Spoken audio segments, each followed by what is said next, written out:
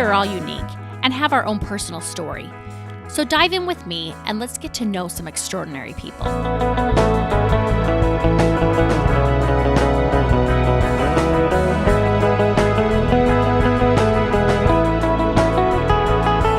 This week's episode, we sit down with one of my favorite cousins, Dave Beck. We talk about his upbringing and experiences that have shaped him to be the successful, hardworking person he is today. I hope you enjoy the episode. I sure did.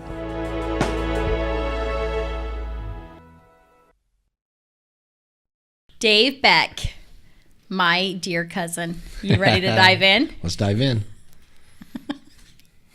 I just told Candace out there, I said, we haven't even started, and he's already got me laughing. You guys were fairly crazy, especially like you and Allison and Trisha. And Yes. then, of course, once your sisters were like all in the mix, then Yes. you did some crazy things. Those were good times. We had fun. Now, Allison and Trisha are your dear sisters. Yep, little sisters. My Yep. cousins. Yep. And they were still at middle school Yeah. when I was there. They That's weren't the even in crazy high part. school. I think about Trisha and I think about her running around with a couple college girls. Oh, yeah. And then all the shenanigans that you guys Well, would and we pull. used to get in trouble. Yes. And your mom would ground Trisha. But guess course. what? She was grounded, but she could hang out with her cousins, Yes, the she ones could. who got her in trouble That's and right. got her grounded That's in the right. first That's right. place. I laugh my Okay, head off Dave. because I think about all of the ways that you guys would push the limits.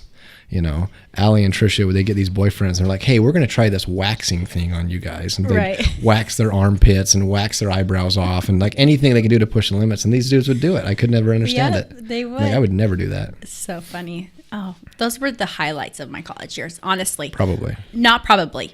The highlights of my college years was just being around your family and the Sunday I love dinners. that. Yeah. Okay, I'm going to ask you a question. All right, let's go. Your worst childhood memory. Oh, there's a lot of them. I worst literally, one. I had planned to ask you your best childhood memory. That was going to be my initial question, but I now- decided just now to change it. The worst was like a reoccurring event of me making stupid decisions.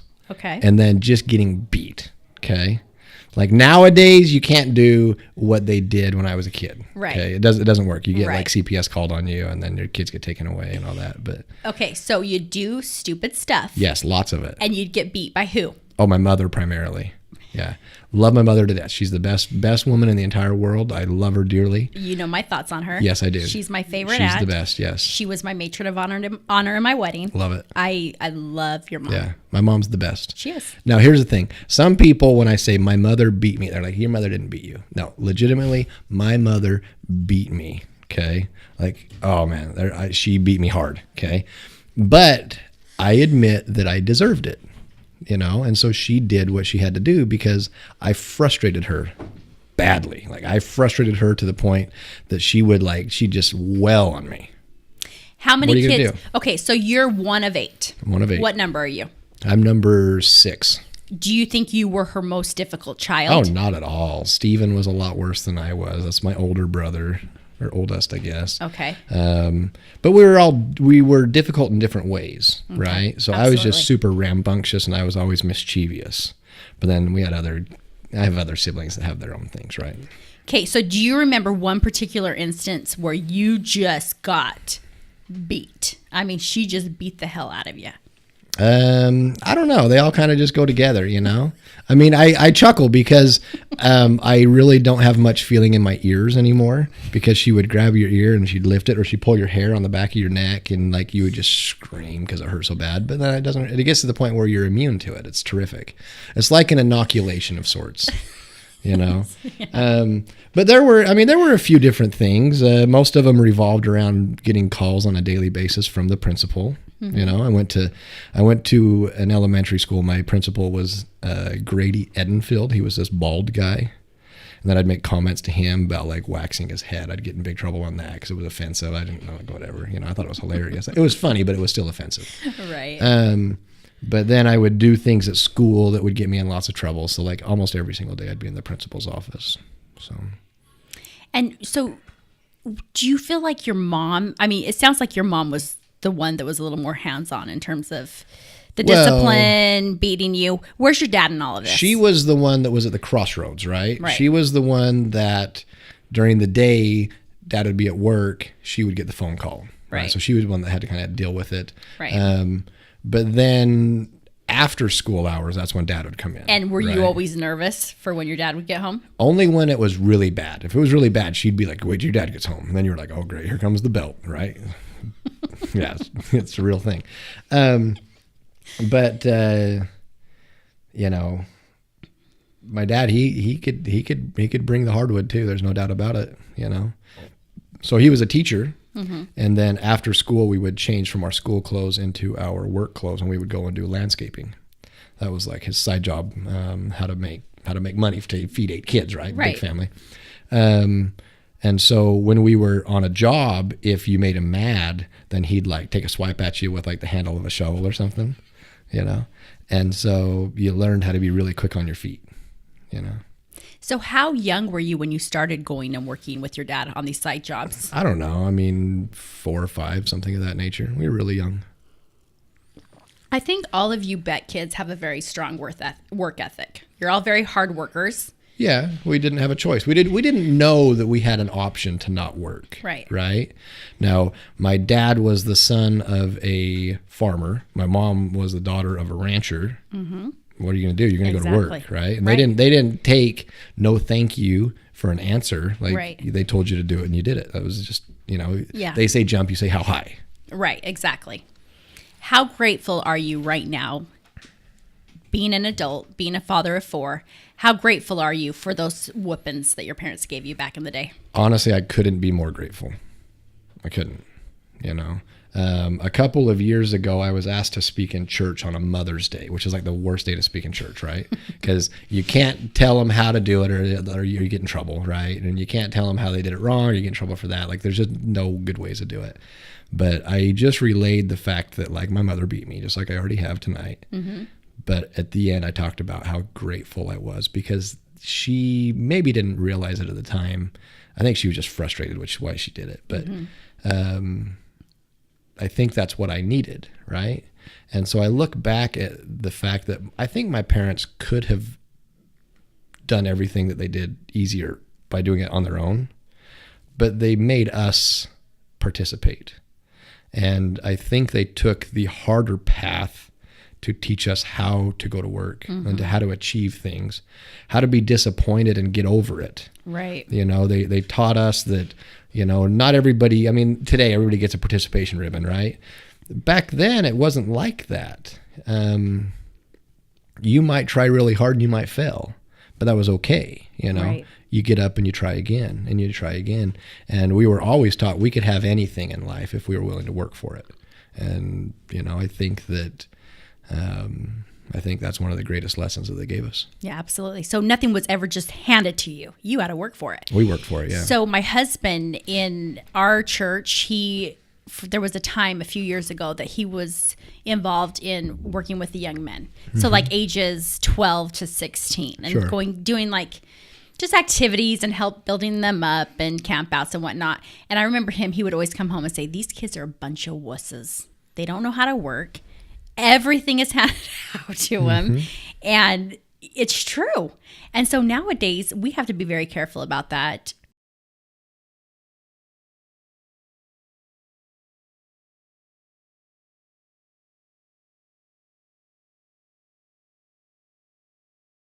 For kids. Oh, my kids are not like, they're not treated the way I was treated. So you're not beating your kids. I try Let's not get to. that clear. I try not to, right? Kids are tough. Sometimes kids can be really frustrating, right?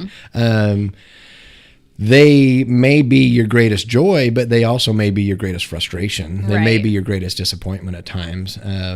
But I mean, truthfully, I've been very blessed. I've got a terrific wife. I have wonderful kids, but I have not created the same, I guess you call it a construct that my parents have. You know, they took us to work.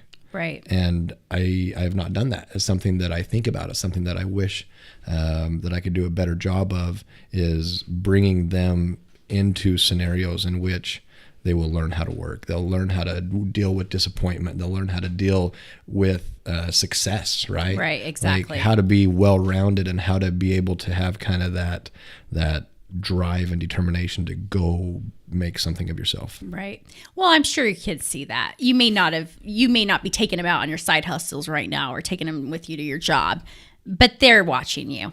They're watching you because you're a hard worker and you're always out there, and you're not just a hard worker providing for your family, but you're just a good guy. And I guarantee you're always helping other people. They're seeing it. Yeah, they see it. Maybe but not to the extent that you did with your parents, but in a way they're seeing it. I would have to imagine. I think they see it, but I also think that it's more impactful if you can involve them in it. No, I agree. So that's something that I think about, and it's something that I would like to do better at. Okay. Do it. Absolutely. Okay. So going back to your childhood. You're my cousin, and you know I adore you. So the Becks, we always had a very strong bond with the Becks. Absolutely. I grew up in a little town called St. John's, Arizona, northern Arizona, and you lived in a town called Provo, Utah. Provo, Utah. And so we didn't see you all the time, but we saw you a couple of times a year. And some of my most fondest memories growing up were spending a week or two with you guys in the summer in Provo. And I remember we'd pull in really late at night and go straight to your basement. And we just had so much fun with you. But one of my favorite memories with your mom, this is where I saw it firsthand, your mom beating on someone, probably you. Could have been. It was you, I'm sure. Actually, she wasn't beating on you guys, but she let you guys have it. And you took the brunt of something that me and your sisters were doing. So I don't know if you remember this, but a long time, I mean, this was probably 1980 something, okay? Okay. Your mom called everybody in the family room downstairs, and she let those boys have it for having pee on the toilet. She was so mad because she was sick of seeing pee on the toilet. Surely. Well, your sisters and I, we were trying to pee like boys. Yeah. We were trying to figure out, it was a game. So we would have to go to the bathroom, and we'd stand up and try to pee like boys. And it was us getting to pee That's hilarious. over the toilet. Yeah, I don't think I realized that till years later. Yeah. We never said anything. And I just remember sitting there and kind of chuckling inside, but also feeling a little guilty because she let you boys have it. For sure. Bad. For sure. Bad. Yeah. I don't remember it, but I remember hearing it. I don't think I was there. But can you tell the story of the time where your mom was chasing Jeff? Was it you and Jeff, or Jeff and Russell with the fly swatter? It would be Jeff and Russell. Do you remember that? I mean, honestly, which time, right? My mom got to the point that she would stop using wooden spoons because she'd break them, right? And then not only would she be upset that she broke it, she'd be upset that it cost her money to have to go buy a new spoon. So she changed from wooden spoons to fly swatters. So we had all these little metal fly swatters, right? I remember those in your house. They were all bent and crooked because after she'd whack you a few times, they'd be bent, and then she'd sit down and, she's got a lot of her father in her. She's very precise. Even her mother was the same way too, but she'd see if she could get that thing straightened back out, but it was always just a little bit bent. It was hilarious, Right. Lots of memories tied up in those fly swatters. But I'll tell you. They stung pretty good. Yeah, but raising 8 kids, I'm telling you, it takes a saint and a superwoman to do that. Oh, absolutely. But I want to be very careful on this episode because we talk about your mom. She is a wonderful woman. Honestly. So I am I'm not painting a bad picture. I'm just laughing because it's so funny, being an adult looking back. For sure. No, and she'll even chuckle about it nowadays. One of my favorite things is we start getting my mom talking about how she would beat us, and she laughs her head off, right? Exactly. I think sometimes she might feel a touch bad, maybe. Right. Maybe. But the way that she gets laughing as we talk about these experiences, it's very endearing. I love it. Yeah. But I think you're right. I mean, it's kind of a touchy subject sometimes, just generally speaking. Right. But I will stand firm with one thing. I think it's what I needed. Yes. And I don't think that I would be the same without my upbringing. Mm-hmm. And there is not a better mother in the world than my mother. And I love her dearly. She's absolutely the best. I couldn't agree more. She's awesome. Yes. Love her. Yes. Question. Do you spank your kids? Yes, I do. See, there's balance in all things. Candace chooses not to. Okay. So I choose to do it. Yeah, right? It's all about a balance. But she supports your decision. Not so much. Has that but been I don't touchy? support her decision, Okay, right? And that's so fair. we have to, not both sides can be on the teeter-totter at the same time, right? Exactly. Has that been a point of contention in your marriage? Oh, a little bit. Because I'm assuming Candace was probably brought up in a different type of household. Was she beat as a kid? No, she was not beat as a kid. That sounds so awful. She wasn't saying spanked as a kid, that. right? Okay, thank you. Because I didn't like the way that just came off. Here's the thing you have to understand is that some people, Candace included, just do the right thing because it's the right thing. Right. She's just so pure in heart. Mm-hmm. I'm not the same way. I had to take a couple lickings to figure out that wasn't the right thing to do, right? But you benefited from it. Yeah, I mean, you got to learn the lesson somehow. Some people just learn it more quickly or more easily. Do you feel that maybe one or two of your kids might learn better by a spanking versus a good talking to? Oh, of course.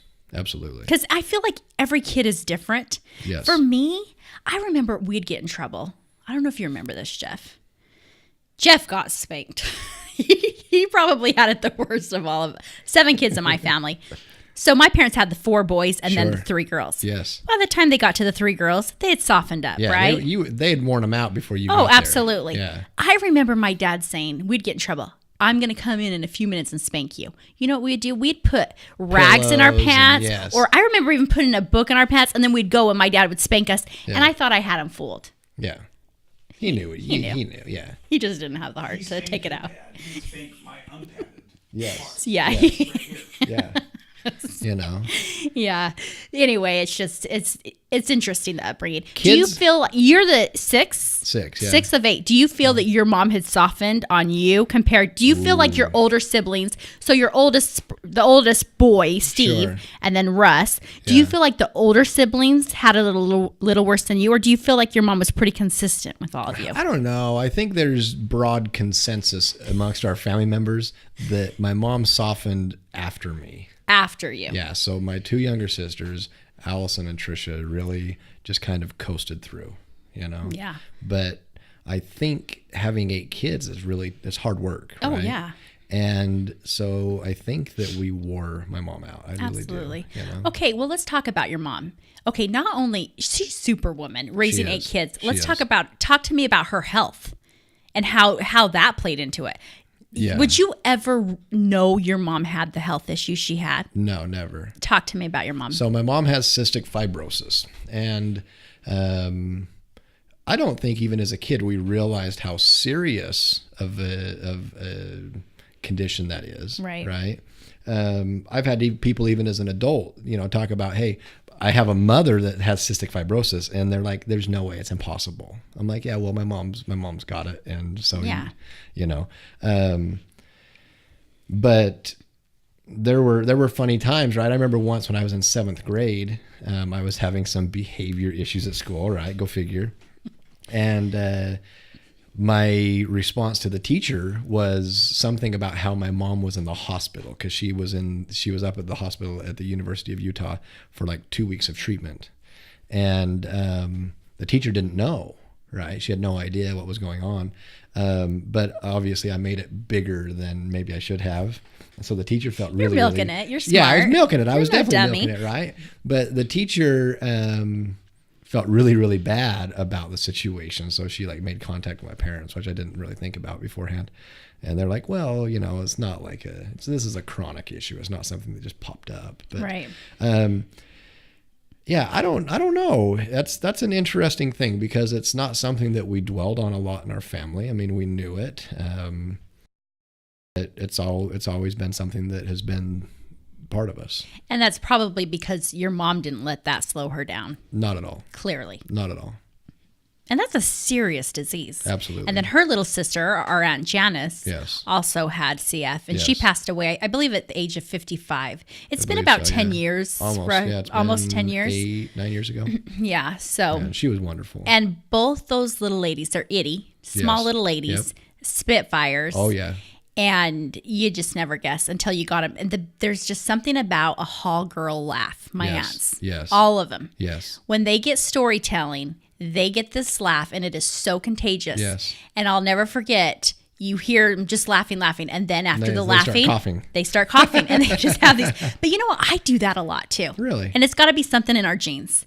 If I laugh a lot, I'll end up coughing. That's awesome. I do not have CF. I am a carrier, but I don't have CF. There you go. But yeah, so that's very interesting. I remember going to family reunions, and your mom would take with her the big vest that she would get in. I mean, it was this big red vest. Well, she's had a few, but I remember the first one that I remember, this big round vest, and she'd get in it, and it would just like vibrate and shake her, right? Is it to shake the stuff out of the lungs? Yes, it's to clear out the lungs, get all the mucus out of the lungs. Yeah, and I remember she'd let kids take turns in that. Yeah, we used to have so much fun with that.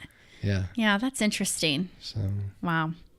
Okay, now I really... my intention, and I want to ask this question now. What is your favorite childhood memory? Because I know you had a lovely childhood. I did. So I didn't ask that question to start it off on a negative note. Surely. And but I'm glad I asked the question because it was great. I think sometimes, though, that you look back and at the time you think the negative things in life are the bad things. Right. But I think it takes a little bit of perspective to understand that sometimes your hardest childhood memories are like the greatest things that you were ever given. The most influential moments that have shaped you. Absolutely. Now, I'm not one on like what's the worst and what's the best. Yeah. Because I tend to just kind of clump it all together. Okay, just share. But as a family, we worked a lot. My dad would always say, work hard and play hard. But then we never really played a lot, right? It was mostly work. But I think oftentimes we learned how to just enjoy it while we were working, you know. Something I was thinking about, and this, I don't think this is like necessarily the greatest childhood memory that I have ever had, but the last few days have been reminiscing. You talk about coming to Utah. We would talk about coming to Arizona. We'd love to come on like the 24th of July and just like have all the family together and just have lots and lots of fun. I don't recall how old I was, probably 8th grade or 9th grade or something like that. But I was brought down to Arizona and I was able to spend 2 or 3 weeks with Grandpa. And we went out and mended fence, and we went out and fixed a windmill pump for watering the cows. And we drove all over, Apache County, everywhere, you know. And that was one of those things that was super neat. You know, when we would come to town, we would get to spend time with everybody, but very rarely, having not lived in St. John's, did I get like one-on-one time. Right. And that's something that over the last that's neat. Little while I've thought a lot about. And, that's just one of those things we need to be more thankful maybe for the terrific people that came before us. Absolutely. And of course we're biased, but we had some pretty fantastic people. Yes, we are biased, but at the same time, they stand alone. There's no doubt about it. Yeah, they're awesome. Yeah. Oh, that's awesome. It makes me miss Grandma. And see, I was 14 when Grandma Hall passed away. Yeah. And my memories with Grandma Hall, I have a few memories of her, like when she'd watch us and drive us around when she was healthy. Yeah. So she suffered from several strokes and eventually became incapacitated at a fairly young age. Yeah. I think probably in her 60s, I would imagine. Something of that nature, yeah. But she was just this small, little, dainty lady, very small. Yes. I actually have one of her coats that Grandpa gave me. That. And I put it on, and it's like it was made for me. I'm not as dainty as she is, but in terms of the height, but the arms, my coats that I buy are always the arms are always long for me. I put this coat on and it was made for me. I love that. She must have had the same arm length as me. Or maybe she just liked hers a little shorter. But anyway, that's like one of my most prized possessions is that coat that Grandma. I remember I was in St. John's with my dad and we were looking through some things and I saw this coat and I put it on and I said, Grandpa, can I have this? He says, I'm not going to wear it. So he gave it to me. He always had a terrific sense of humor, you know? Oh, yes. Remember our grandpa kept his hip. He had a hip replacement and he kept his original hip in a mason jar. Yeah. In his house. That's right. Who ended up with the hip? I have no idea. We should find that out. Let's figure out who got the hip. I'm going to give you a challenge. You find out who got the hip. You got it. But he did. He kept the hip. Yeah. The mason I love jar. that. But here's the thing is that, we might be biased, but we couldn't have had better grandparents. Oh, no. Yeah. I didn't see it because I was too young to recognize it, but my mom would talk about grandma, and she'd be holding a conversation with whomever she was in the room with. Mm-hmm. She'd be typing 70 words a minute on her computer, her typewriter actually at the time. And then she'd be on a telephone call taking care of work business all at the same time. And she just wouldn't skip a beat. Right. You know, and I think about that. I think how amazing that is, you know? So she was so sharp. There's one of the books, our family history book, somebody wrote that Grandpa once said, I think Grandma was a little bit older than him. I believe so. Or wait, now I'm messing it up. But he basically said, but she's 10 years smarter than me. That's awesome. You know? I love that. And he would always talk about that, like how intelligent Grandma was. Yeah, and Grandma was just so bright, and he would acknowledge she was a lot smarter than me, but he loved her for that. Oh yeah, she was terrific. You know what I mean? I just think that's so neat. I remember oftentimes we'd just be standing around or sitting around talking, and she would say, hey, while we're talking, why don't we do this? And then she would want to accomplish something while we were sitting there talking. There was never a moment where she wasn't being productive or getting something done. Right. I just think there's a good lesson in that. Yeah. And then one more thing on our grandma is she was, like I mentioned, she was short. She was a small little lady, and her kitchen was like, her stove was low. Mm-hmm. And I always tell Davey, in our next house, I'm customizing my kitchen because all 5 feet of me, I get sick of climbing up on my cupboards to get something or having to call my husband who's 6 feet in to grab things for me. Yeah. So I want to copy my grandma and customize a kitchen for a short person like her.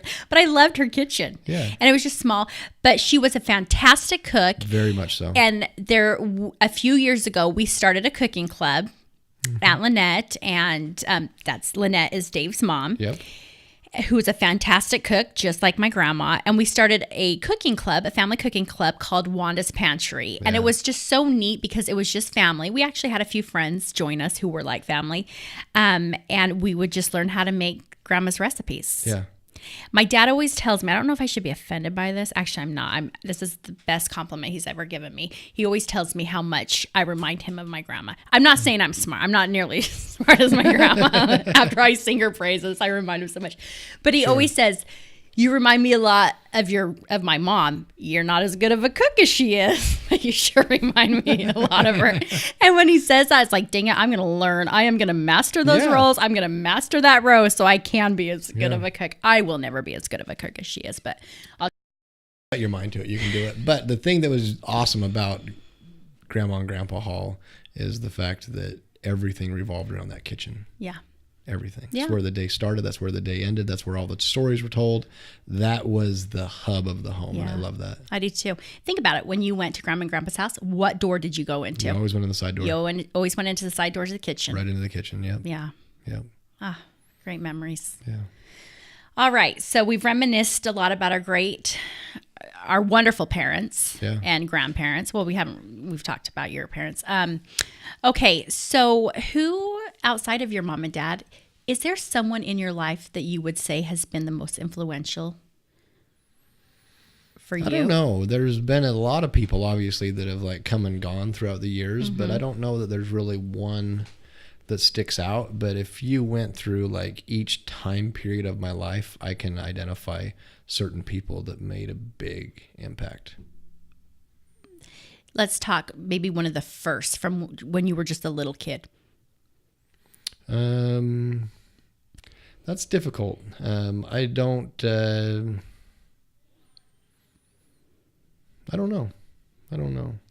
I know this, and I don't recall names very well, but I remember having a couple primary teachers that were just they were just what I needed. You know what I mean? There are lots of stories told about me as a little kid, right? We would go to church, and I'd be sitting in primary, and then primary is a class for the little kids. Primary is a class for all the little kids, and we'd be in a group in like the primary room, right? So there'd be 30 or 40 little kids in there, and then when they would pray to start out the class, I'd duck out, right? So everybody close their eyes, and I'd zip out of the room, right? And I'd disappear in the middle of the prayer, and so.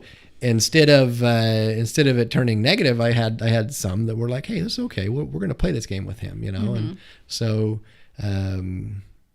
Yeah, like I like said, that. I don't recall a lot of the names. If I saw them, I'd be like, I remember you. You're Right. wonderful. You know. Yeah. Thanks for being nice to me. Yeah, you I know? like that. And I So- feel like kids like us that grew up in families with a lot of kids, we probably needed a little attention from time to time, because you figure there's certain kids that are going to get a little more attention during different phases of their life that just yeah. need it. Oh, yeah. And so that's nice that those primary teachers or people like in school or just outside of the house or the home where they can recognize that and just give that attention. For sure. Yeah. I think about some of our family members though, like both on my mother's and my father's side of the family. I mean, I'll say this: your mother is an example. I'm thankful that she didn't kill me, okay? Because there were a few things that I did along the way that probably deserved, her wringing my neck. But there was one time at your house when I was like a young teenager. We were having a big water fight, and I got a hold of the hose and I was spraying everybody, and everybody ran into the house. And so I came right in the back door, and with the hose I was spraying everybody inside of your house. And I was just excited that I was getting everybody right. And I didn't really, I was in the moment, right? So I didn't think too much about the fact that I'm in your house with a hose, and I'm just spraying everything and everybody. And all of a sudden, your mother walked around the corner, and I'm like, I'm gonna die. Today is my last day. But How did she respond to that? Oh, she wasn't very happy with me at all. She had a lot of fire in her, no doubt. But now, here's the beauty of it. Now, here we are 30 years later. We can laugh about it. Exactly. So. When I think that there are 40 grandkids on the Hall side, that's a lot of us. I feel like we're all very close to all our aunts and uncles in a way. You know what I mean? Yeah. Like, Yeah, you don't see each other. We had a tight-knit family. You had a tight-knit family. We don't see each other that often, but when we do, there's just that connection, and there's just something safe about being with the family. Yeah. You know what I mean? And those hugs Yeah. some of my best memories with my family are just those tight hugs from my uncles. Uncle Rick, Oh, yeah. Uncle Josh. I mean, just your dad, listening to your dad tell a good story. I feel very fortunate to come from such a large family, a large loving family. Sure. Are we perfect? Absolutely not. But we all love each other. And See, but I don't know. There's something perfect about imperfection, if that makes any sense. Yeah. So I would say we have the perfect family. Now, are we without flaws? No. that's right? a good way to put it. But every single family has a crazy. Every single family has a broken this or a messed up that. We all have it, right? But I think that's the beauty of it, is to be that family, Right. and to still be okay with it. Exactly. You know what I mean? Absolutely. So we all love each other. Oh, we do. We root for each other. Absolutely. We tell jokes that are disparaging about each other, and we all laugh, and that's okay. Right. Like you said, we feel safe. Absolutely. Yeah. That's beautiful. Now we're down. Do you remember our family reunion at Mount Lemon in Arizona, where we all had these red shirts and they said Halls of Fame? Yep, Halls of Fame. Halls of Fame. We need to recreate those. And I know we've talked about that several times, but or what was the one Aunt Janice wanted to do? A Hall of a Time. What was the one? There was something. I don't remember. There was one Aunt Janice always wanted to do, remember. like having a Hall of a Time or something. So something. like I'm that. surprised you haven't cussed yet, trying because not to. Okay, that's fine, because I asked you on and you said, I said you could say whatever you want, and you said I might curse a little bit. I might, said yeah. it's in the blood. It's It in the is. halls. It's woven into my tapestry. However, let's see here. A lot of years ago, almost 20 years ago, I met Candace, my wife now, and one of the things that Has she it been told 20 me, years? almost, not marriage, Right, but I remember when you yeah. met her. But early on, we were on a date, and I swore at some point in time. It's just natural, Yeah. The words just fall out. They don't Right. even they don't even think about them. They just fall out. But she was like, you know what? I'd prefer if you didn't do that. And so like I try That's not good. to. Yeah.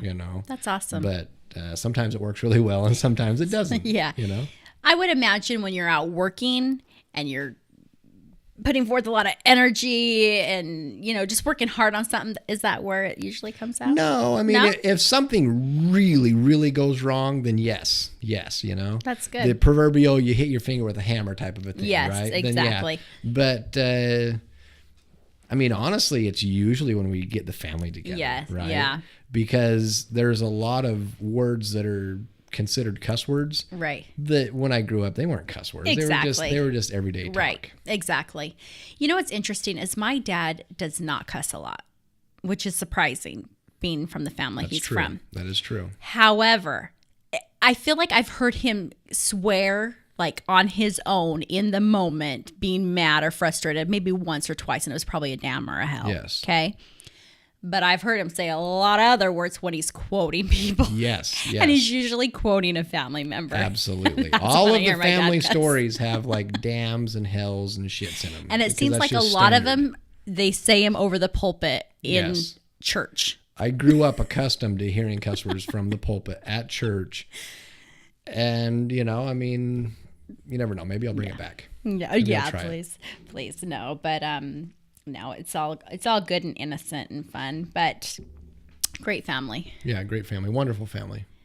What do you, if somebody was to ask your kids today, what is the greatest lesson your dad has taught you? Meaning you have taught your kids so far. Do you think there's one particular lesson that you've really tried to instill in them? Because your kids are fairly young. Your They oldest is are. 12? She is, yeah. Well, she's almost 12. She's 11. But, Okay. you know, that answer could be anything, right? Mm-hmm. With kids, you'd be careful what you ask because they'll tell you all sorts of stuff. Exactly. Okay. So what would they say? I have no idea. Now, what do I try to instill? What are the lessons I try to like put in there? I just want my kids to be respectful, right? I want them to do their best, and I just want them to try, you know? Mm-hmm. I think if they can just kind of master a few of those little things, Mm-hmm. those are the things that will help them throughout Right. their lives, you know? Yeah, I think that is such an important lesson. And we're really trying to do that is with our daughter, Cece, that's in first grade. Mm-hmm. The other day we were studying for her test and she just grew tired of it. She just didn't want to practice her spelling words any longer. And she said to my husband, well, family and friends, that's really what's important. Yeah. And she kept trying to argue, this isn't important. Family and friends, that's what's most important. We said, yes, that is most important, family. However, schoolwork is important, okay? Yes. But it was just funny. So we told her, listen, you don't have to get 100% on this test tomorrow with your 30 spelling words. You just have to try your best. Yes. And every week we look at her scores and we say, okay, next, try a little harder and just try to do a little bit better. That's right. But I'm not going to push the 100% on my kids. If they get them, great. But just try their best. Yeah. And just encourage them. So that's a good one. Yeah, I'm going to try it. What are your plans for your immediate future? Like what kind of plans here? All around. First of all, let's talk about what you do for work right now. All right. So I run a store in North Phoenix and I sell safes and vaults. And then we're a full service shop. So we deliver them for the customers. We'll move them if they move from home to home, or we'll service them if they're not working properly. Nice. And do you enjoy this? I do. I like the physicality of it. It kind of keeps me from just sitting at a desk all day long, right? That's one of those things I'm just not good at. I'm Right. not good at like sitting in a cubicle and having to just, punch out whatever on a keyboard all Right. day. So I like the physical nature of my job. But truthfully, the best part about every job is the people, Yeah. right? And so every single day I interact with people, and most of them are terrific. Wonderful. And I love the interaction. I love getting to know people. And so that's for me one of those things that's very rewarding. How did you get into this work? Oh, who knows? Do you ever wonder, like, how did this happen? How did I end up here? Yes. But I suppose a long story short, how do you tell that story? And I don't know. I mean, my mom's second uncle is named Ray Crosby, and through a series of events, he approached me and asked me if I would come from Provo, Utah here to Phoenix and then open up a store. So It's kind of And it's just kind of kind of random. has Kind of just happened. evolved. And are you happy? Are you happy in yeah, it it's wonderful. overall? Yeah, absolutely. Was it hard to leave Utah? Oh yeah. Because that was where you were born and raised. yeah, You lived your whole life there, except for you went on a mission. Couple years on a mission in Eastern Europe, and then a year at college in Idaho. So that's the epicenter. But I can live anywhere. For me, the location is not the big deal. The people are everything, right? So as long as you can spend time with your people, your family, your friends, that's a big deal to me. Yeah, so, you're definitely a people person. I feel like you could just strike up a conversation with anyone, anywhere. Yeah, that's true. And that can be good and it can be bad all at the same time. Our kids give both Candace and I a hard time because it doesn't matter where we go, we talk to people. Right. And they're like, just get in the car and let's go home. Stop talking to everybody. And then we just laugh our heads off. We're like, be patient. Go wait in the car. Yeah, but you know what? They're going to end up being the same way, most likely. I sure hope so. Most likely they will. We might turn them in the opposite direction. They might just not want to talk to you. Might you're that extreme. Too much. Maybe. It might be a problem. Has there been a time, well, we know this in school, but outside of school and outside of your childhood, has there been a time where your mouth has gotten you into trouble? Oh yeah, my mouth gets me in trouble all the time. I have no filter. That's one of my problems is I don't filter myself properly. My brain works slower than my mouth does. Okay. And so oftentimes the words are already out before I realize what I've said or how I've said it or who I said it to. And you just can't take it back. It's done. Are you comfortable sharing an example? Oh man. I have several. Why not? Personally, you have several. I got the same problem. Why don't you share one of me? No, not of you. I'm talking about me. I have the same problem you have. Several years ago at work, I was having a little bit of an issue with a guy that I worked with, and we were down at the company cafeteria one morning, and I met his brother. I didn't know he was his brother, but I met him that day. And he says, "Oh, you work like with my brother?" And I said, "Yes." And this guy made a comment about his brother that was kind of disparaging. Mm-hmm. And I told him, "Yeah, you're right. He's not the sharpest knife in the drawer." And this guy was furious with me. And I feel like he kind of baited me a little bit. It wasn't fair that he would be able to say something disparaging, but I couldn't. But I didn't even think twice. And the next thing I knew, I was in the middle of like this fight with him because I just said it, Right. Things like that happen all the time. Yeah, I know. I have the same problem, and I'm such a reactor, and I tend to say things that I regret 2 minutes later, and I just... Yeah, sometimes I regret them. Usually I don't. And maybe that's a character flaw, but for the most part, if I think it, I say it. Mm-hmm. So you never have to worry about what do I think or how do I feel. Right. You probably know. Yeah, you always know where you stand with Dave. And that might be a good thing, but it might be a bad thing. Well, you just always want to be on your good side. I suppose so, I try to be on my good side because when I'm not on my good side, then that's my bad side. Do you tend to beat yourself up a lot? No, I don't actually. That's I probably good. should more, but I look at it and I say, what's done is done. You can't change it. Right. But what you can do is you can learn from it and you can try to improve in the future, Mm-hmm. So just like you do with CC, I think, okay, I didn't do very great yesterday, but today and tomorrow I can do better. Yeah. And as long as I'm trending in the right direction, I'm really happy. And if I see that I'm heading in the wrong direction, then I kind of have to sit down and take a minute and figure out what do I need to do to right the ship, so to speak? What do I need to do to change course? I feel like that's a very healthy perspective and outlook. Well, because I feel like you don't come off as cocky or arrogant, but you just own your mistakes or own the good too, right? And maybe. You learn and you just try to do better. It just feels like a very healthy perspective to me. I think approach to life. I think it is, right? I find that there are some people that they just can't get over. They're always stumbling over whatever their past mistakes were. Right. I have a really hard time identifying there. I do. Yeah. Because I think I've made a lot of mistakes in my life, tons of them. Hopefully I've never made one of those mistakes that are so big that I can't recover from it, right? Right. That's one of my fears is make lots of little mistakes and learn, but don't make big mistakes that are fatal, right?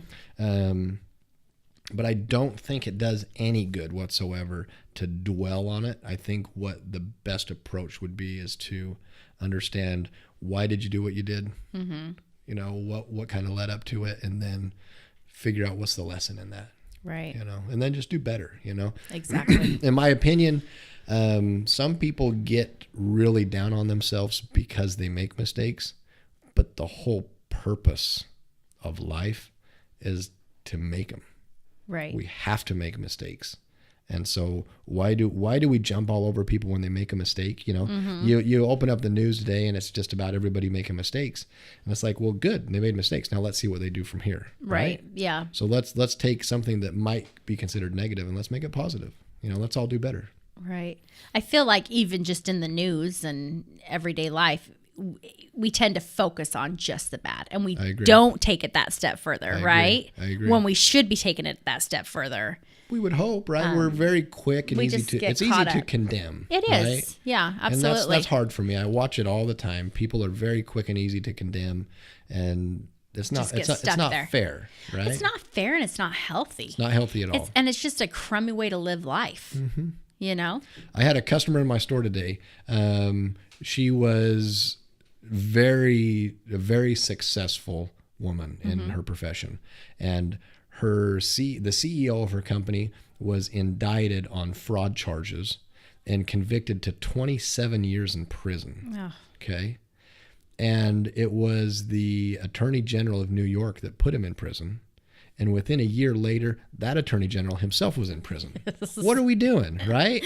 Right. Let's just help each other out here. I'm not saying let's break the law together, but, you know, why are we always so quick to condemn? Because we condemn, and then the next day we're the ones that are making mistakes. Yeah, you know, it's true. That's an interesting thought. Yeah, we're quick to judge. Yes, we are. And when we're full of imperfections. Full of them, you know. Cast your first stone, right? Right, exactly. I mean, which one of us lives in a glass house? Right. Just saying. Yeah. So growing up, you worked hard, and you said something earlier, work hard, play hard, but you feel like it was a lot of work hard, but you ended up enjoying the work, right? Because you're with your siblings. I think so. Do you have a hobby? I mean, as you've gotten older and come into your own and had kids, have you incorporated that work hard, play hard? And is there a certain hobby or something that you like to do in terms of play hard? Oh, I mean, we have lots of hobbies. We love taking the boat to the lake. We love going out and hitting the trails on the Razor. We love to go skiing and snowboarding. You know, very outdoorsy. Very outdoorsy. Candace and I, we build furniture together. That's one of those things that we do. We're right in the middle of bunk beds right now for our boys. If you walk into my home, almost every piece of furniture has been handmade. Wow. And you started that early on in your marriage. We did. I remember. Didn't you take a class at UVU? Is that where you started? Or how did that start? Basically. So when we first got married, I said to Candace, I said, we need a hobby. You know, we need to do something together. It's going to be our thing. And so we went through a whole list of like, what should we do? What could we do? And I said, this is my suggestion. This is my submission, because it's something that I had done in the past. And so part of it too was out of necessity. We wanted furniture in our house, right? Right. And you're poor, and we're newlyweds. You know, we're living in a $500 a month apartment, you know, terrific apartment, by the way, one of our favorite places of all time. But in order to get what we wanted, we had to make it on our own. Mm-hmm. And so we would take community education classes through UVU. And in essence, we were just buying shop time at a discounted rate. And so we would go into the shop at UVU or at Provo High, and we would use their shop to build whatever we wanted. And we built a lot of furniture. That is really neat. And then over the years, did you acquire a lot of the tools, and now you just have your own shop? Now we basically have our own shop. Yeah, that is wonderful. Have you ever considered starting a furniture company or turning this into a business? I have, but that's a hard business to make it in. Yeah. You know, and also I have this fear that it might ruin it if my livelihood is based off of exploiting something that I love. Will I begin to resent it? And whatnot? Absolutely. It just kind of takes the magic away from it. Maybe I like to do it in like my spare time, and it's really neat to take just a regular piece of lumber and turn it into something beautiful. And I've seen a lot of the furniture you've done. In fact, here at this very house where we have a studio, you did Absolutely. that beautiful table. Yeah, Elise is always telling me I need to just build those tables, and people, I'd be Just do the I'd tables. Be wildly successful. Yeah, but we'll see. It's wonderful. Okay, you mentioned your first apartment, $500 a month. Yes. One of the favorite places you lived. Yes. That reminded me of something my parents always talked about is when they were poor, law school students at the University of Chicago, no money, 2 little boys, they were poor. Yeah. And they said that's some of their favorite memories. Yeah. They didn't have a lot, but they just really spent a lot of time together. And just there was something magical about that time. Yeah. And it's just such a valuable lesson that it doesn't take a lot to truly be happy. I agree.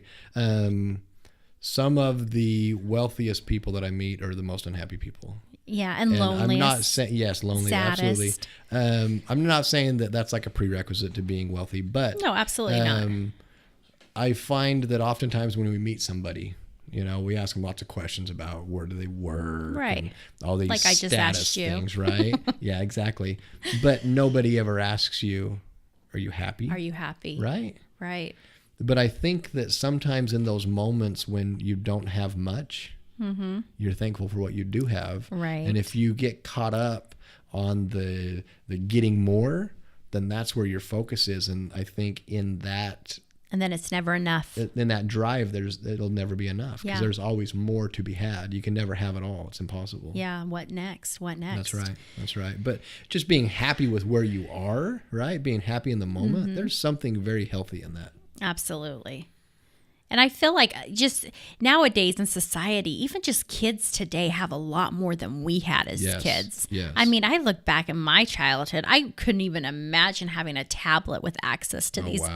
games. Yeah. You know what I mean? Yeah. And it was just so different back then and so much more simple. Yes. Granted, I lived in a very small town and I feel like I had maybe a little different of an experience just being where I was, but even you in Provo, and that wasn't too small of a town, but you just didn't have as much. But you used your imagination a lot Yes. more, and you were out, Yes. and you had to be creative and come up with the games, and I think that's one of the ways that today we miss the boat. I think that's one of those things that we should do for our kids is to help them simplify. right, Because I think that as we help them simplify, it will benefit them in the future. I think by having so much stimuli, if you will, that it probably has issues or it probably will create issues that are relating to like attention span and focus Absolutely. and whatnot. right. Yeah, just so much. And there's a lot of great things too about, there's a lot of wonderful things that our kids have today that we did not have. yes. It's tough because there's good and bad. Yeah. So we just got to try to find the good and hone in on that. But I like it when best. they just put all the electronics down and go play. Yeah. Everybody outside, go play. Exactly. That's one of my punishments, actually, as funny as that sounds. But when the kids are being crazy and they just can't quite get settled down, I'm like, take a lap. And they go out and like run around a block. And then they come back and they're Cool like, all down. right. Yeah. But that's a good punishment. Healthy. Yeah, you like burn some steam off, Right. That's good instead of the wooden spoon or the fly swatter. I try not to use a fly swatter. I try not to use the wooden spoon. I try to keep that in the back pocket in case I really, truly That's need it. when you bring out the big guns. Yeah. That's when you know you're really in trouble. Okay. Talk to me about your mom as a grandma. Has it been fun to see her as a grandma versus a mom? And how different has that been for you to watch? Oh, it's wonderful because I don't see her like punishing the grandkids. One of the funnest things for me is to watch, like as an example, my daughter Addie. I love watching her with my mom because they get in the kitchen and she passes on these secrets. How do you make noodles, or how do you make a pie, or how do you make this or that? And Addie gets in there and puts her little apron on, and they just go to work. And it's just like it's that one-on-one time that's amazing. I And love it. your mom is in absolute heaven. Oh, in she a loves kitchen, it. She loves period. it, yeah. But with her granddaughter, Yeah. teaching her granddaughter. Yeah. It was so fun when we did Wanda's Pantry. So we called our cooking group Wanda's Pantry because Yes. Wanda was our grandma's name. right. And we even have the cutest cookbooks with her face on it. But it was so much fun to watch your mom in the kitchen at Wanda's Pantry. And she took it serious. Yes, she did. She loved it. She would prepare for you guys. Yes, she everything. would. Yeah. But us Halls, we all have a tendency to talk, Yes. and chatter. And you get all these million side conversations. And Christine, Christine never missed a Wanda's boundary. Of course. She was always there front and center, Yeah. but she's one of the ones that chat. And then me, chat. Yeah. And it would just be funny because your mom was serious and she did not like it. When it was time to start cooking, she wanted everybody to be silent. Yes, focus. Focus, which right. rightfully so. Yeah. But it always took us a little while to get started because we're all just chatter. But that's one of the best things in the world, though. And the your mom was conversations. loving it too, but she was just so excited to teach us. But I've mastered her cherry pie, I love that. and Best cherry pie in the world. it is. Yeah. Yes, in fact, I get a lot of compliments when I make that. As well you should. Yeah, she's quite fantastic. Yeah. What's funny is that you talk about how we all chat. Mm-hmm. I remember as a kid, this was before phones didn't have, before they were cordless, right? Yeah. Our phone in our kitchen had like a 30-foot long cord on it. So my mom could talk on the phone and walk all over the house and do what she needed to do. Right. It had this giant cord. I'd never seen a cord so long. Yeah. And then one year for Christmas, my dad got her a cordless phone. And then she could walk all over the house and talk on the phone. It was amazing. That was a game changer. Yeah, big time. Interested, and now look at the cell phone. She probably doesn't even have a home phone. No, phone. The Beck family home phone was discontinued like a year or two ago. Was it really? Yeah. 387-847-8647? 8429. Yep. 8429. 377-8429. Close. Yeah. That's awesome. So. Oh, I have fond memories of you and your family. Yeah. Honestly. One final question. Where was your first kiss? My first kiss was Grandview Elementary. That was like first grade, I think. So your cousin Julie was not the first kiss on the bag cousin of beans? Julie was not the first kiss in the shed in the backyard. I just had to ask that. Wasn't that you and Julie Yep. shared a kiss, kissing cousins? How Yep. old were you? I have no idea. I was little though. I was probably 18 or 20, somewhere in that ballpark. Just kidding. No, I don't know. We were little. I remember that your family was getting ready to go back home, Right. And I was like, "Oh, I'm gonna miss you" or whatever. Right. And so like we Just all innocent. we just shared our. And moment, I'm sure you it know? was just all so innocent, but that's just kind of a running joke. I remember that. Yeah, Dave yeah. and Julie on the bag of beans in the shed. You know, Julie was in a position of authority. And, you know, she basically harassed me. You know, she took advantage of me because she's older than I am, right? So, and I was just an innocent little kid. But I didn't know that was the case until all these many years later when all this like Me Too movement has come out. Oh, you know? please. But we're going to get ourselves in trouble. we with might this. get ourselves in trouble. But We no, need Julie's consent before we can that one this. you might have to edit out a little bit. But She won't care. Julie's terrific. I saw her at the airport the other day. And it was just every time I see her, it's just fun to like catch up. But she's a terrific kisser, you know. But that is one of those stories that is true, and it will always be there, you know. Okay, one last story while we're on this, just because this is fun, reminiscing.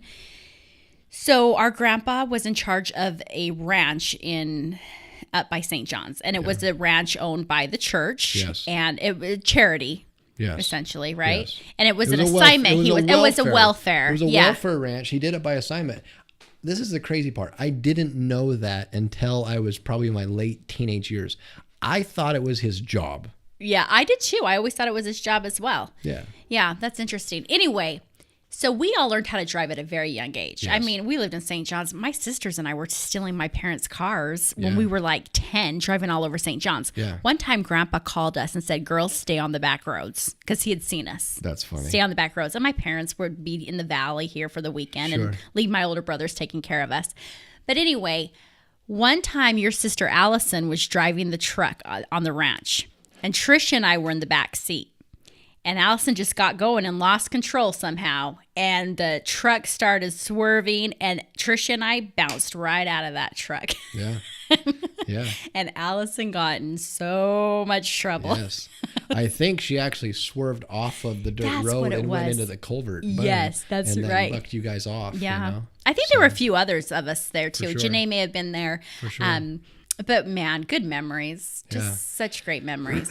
You think about it, and it kind of And we did not get hurt, by the way. True. Maybe bruised up a little bit. number one, it's a miracle that none of us died Oh, on absolutely. the church ranch. Oh, yeah. The things that we did, that's a miracle. But you think back, and Grandpa would take you and throw you in the driver's seat, and you're 10 years old, yeah. 12 years old. And I still remember the first time that I ever drove. We pulled off of the highway onto the road that goes into the church ranch, and he just pulled over and he said, "All right, it's your turn."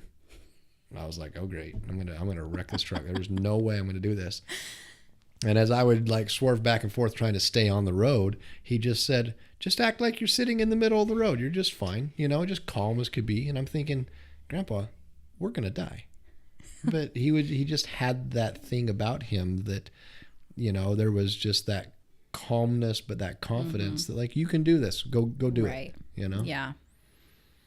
Yeah. It's pretty neat. Very neat. Very neat. Well, Dave, this has been so much fun diving in. I feel like we need a whole nother session just should, on memories. We'll revisit this. This will be terrific. We will. We will have a follow-up episode with Dave. But it's been a joy seeing you. Well, thank you so much for making the trek you're from welcome. the other side of the town. Yeah, And let's continue this offline. You got it. All right, Jeff, we're done.